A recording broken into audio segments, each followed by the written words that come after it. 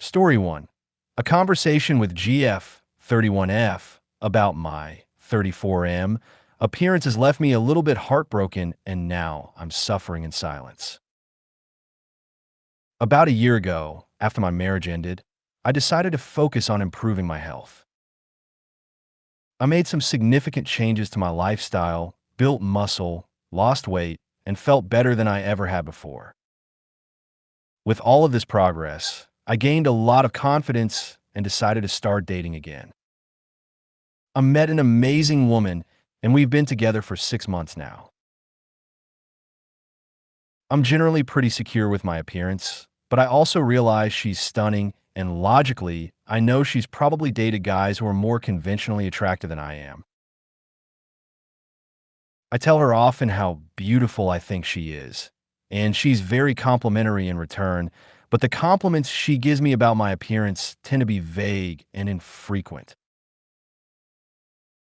Over time, however, she started making jokes about my looks, my height, my hair. I buzz it short since my hairline is receding, and most frequently, the size of my arms. She's also mentioned in passing that her type is usually bigger than I am and that she's dated bodybuilders in the past. She's even talked about her history with dating black guys. Despite all of this, she reassures me that she loves me for the emotional connection we share, and I've taken comfort in that until now.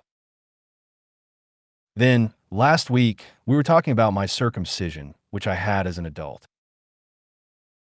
She joked that I should have asked for it to be bigger and darker too. I made the mistake of asking if that was her preference, and she just smiled and looked away.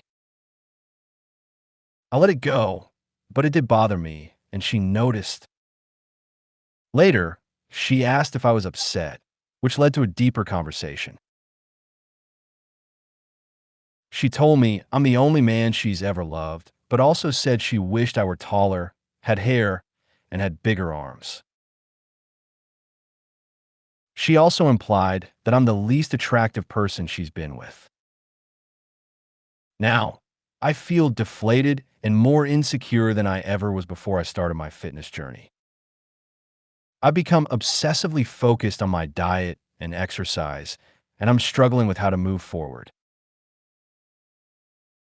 I trust her completely, and I do appreciate her honesty, but hearing how she wishes I were different in these ways is making it hard for me to feel good about myself, especially when I thought we were beyond the kind of insecurity.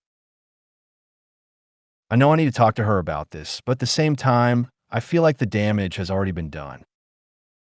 How do I move forward knowing how she feels about my appearance? Comment 1. Never put up with "I love you so much. I can overlook what I don't like."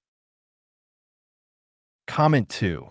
I cannot imagine being involved with a woman who is vocal about comparing me in any and all aspects with prior lovers.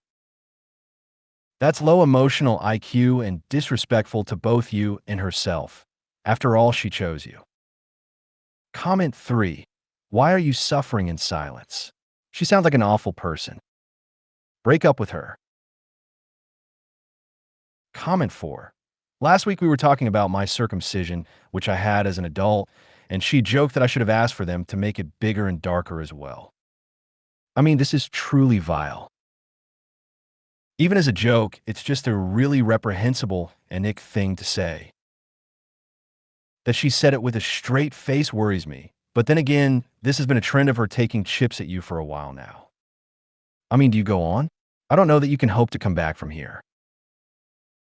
Maybe you wrote off her jabs as just being ironic or caustic humor, but now it seems she genuinely was venting frustrations, and that's depressing. You put in so much self-work, and good on you. Why stay with someone that really only brings you down? Story 2. Boyfriend 32M is uncomfortable with how I, 34F, act around cat for feline. I'm a 34-year-old woman living with my sister, 30, and her fiancé, 34, along with their cat, Ollie, 4. My boyfriend, 32, doesn't live with us, but we've been together for 4 years, and we're considering moving in together next year. He spends every weekend at our place. I've known Ollie since he was 8 weeks old because my sister adopted him when he was a kitten. Over the years, I've grown very close to him, and I take care of his feedings, litter box, and enrichment whenever my sister and her fiancé are away, which happens pretty frequently. I really love Ollie and treat him like part of the family, just like my sister and her fiancé do. My sister frequently gives Ollie treats and often points out how adorable he looks, whether he's begging for treats or curled up on the couch. I usually agree with her and say he's cute, too.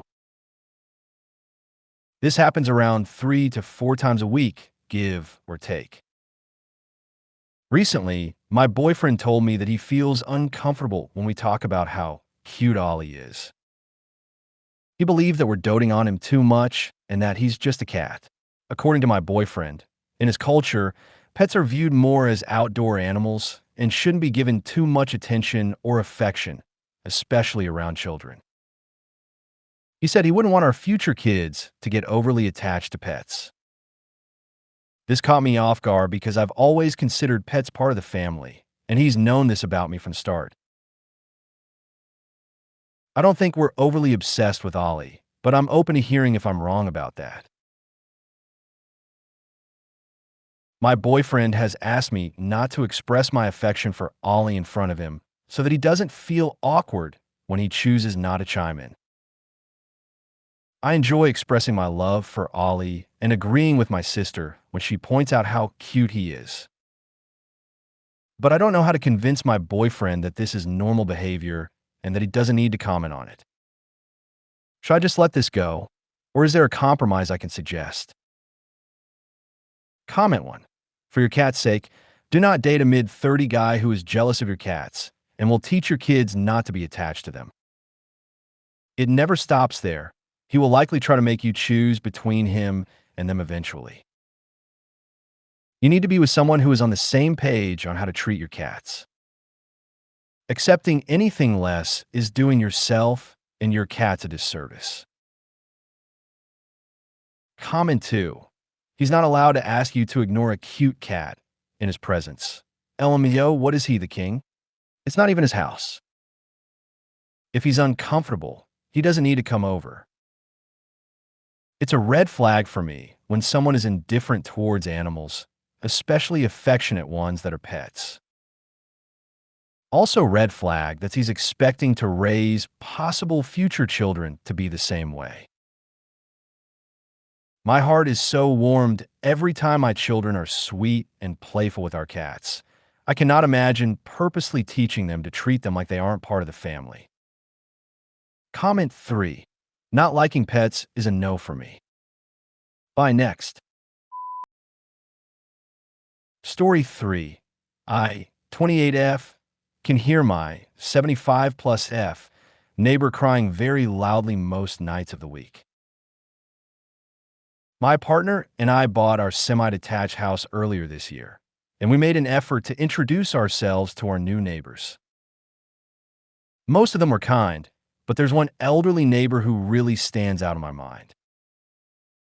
She was very friendly and accepted the baked goods we brought over. The only thing that stood out to us was that her legs were severely swollen and purple, showing obvious signs of blood clotting, and that her house had a strong TCP smell. She lives alone, though carers visit her regularly. The problem started when she began crying, groaning, and screaming in pain nearly every night, 6 or 7 nights a week without fail. Sometimes the sounds are so loud that they wake me from a deep sleep. It's not just the noise that bothers me, though. It's the panic that hits every time, wondering if she's in serious distress or possibly even dying. I lie awake most nights, terrified for her, unsure whether she's okay or not. I'm naturally socially anxious and British, so I've been hesitant to confront her directly. I don't want to make her feel uncomfortable or worse. However, last week, during one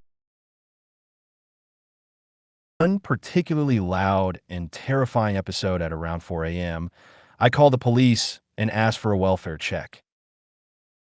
They went to her house, and I could hear her answering the door, confirming that she was fine. Unfortunately, the situation hasn't improved, and the nightly distress continues. I'm really at a loss for what to do next. I can't afford to sell my house, especially after being made redundant in February, and I'm starting to feel overwhelmed by the constant worry. Comment 1. Could you make a vulnerable person report to social services?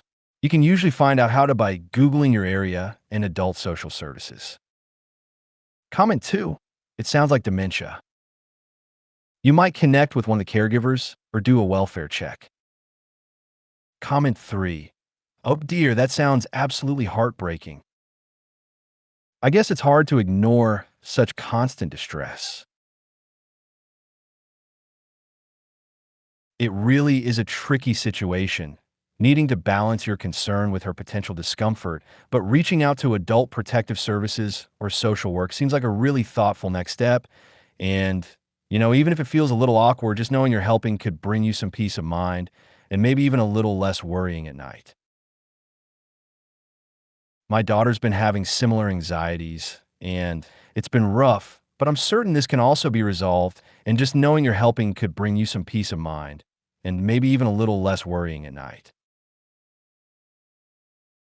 Comment 4. How about going over during the day and inviting her over for a cup of tea, give you a foot in the door to have a conversation, and scope out the situation a little more? Comment 5. She needs to address her pain with her doctors. She shouldn't have to suffer, and neither should the op. I can't imagine what that must be like. Best wishes to you and her. If you made it to the end of the video, thanks for watching. Don't forget to like, subscribe, and share, and we will see you in the next video.